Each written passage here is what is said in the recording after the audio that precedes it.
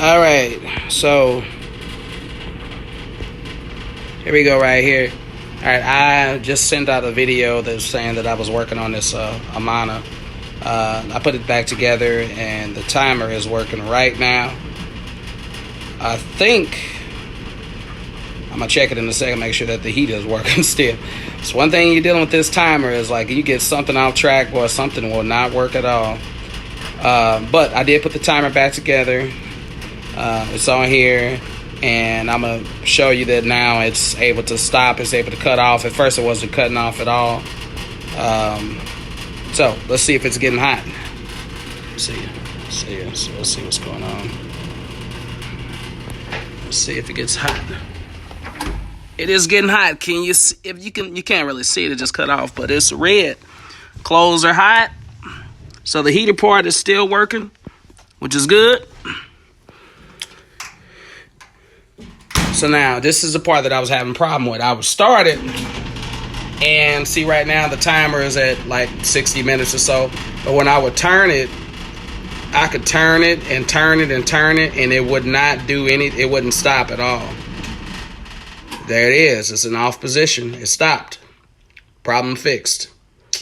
Yeah, we didn't want this dryer to keep going because last night I was monitoring it, and this dryer was going on for over an hour and a half. And I was like, I thought about falling asleep. If I fell asleep and this thing kept going and going and going and going, that would not be good. You're talking about electrical appliances having problems. Fires could have been started. So it's very important that this cuts off when it needs to cut off. But, so, it is fixed. $25 I spent on a thermal cutoff switch.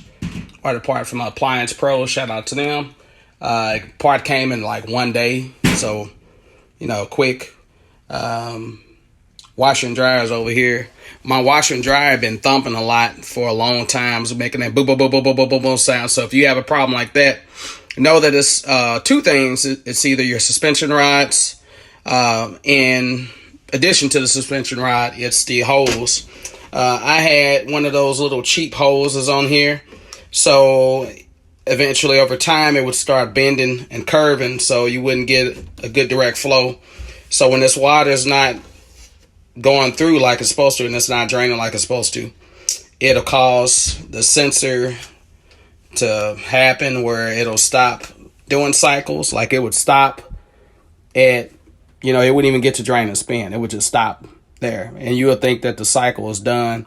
You go check your clothes and they're soaking wet still.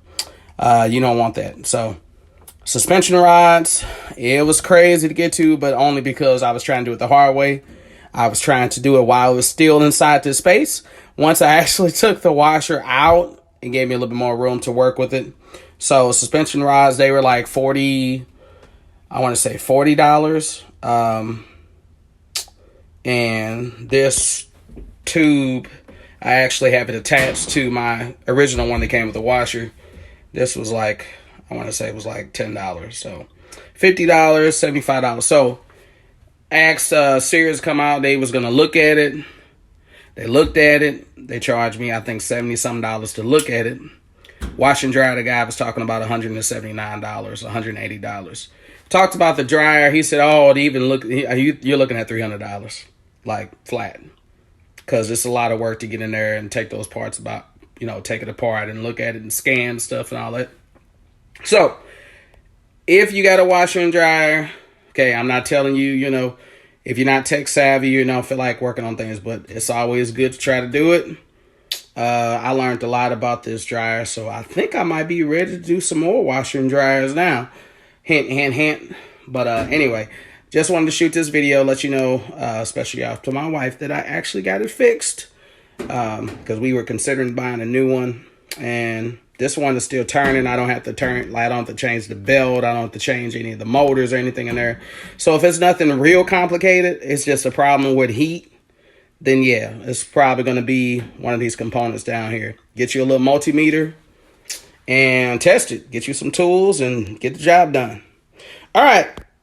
Take care, y'all.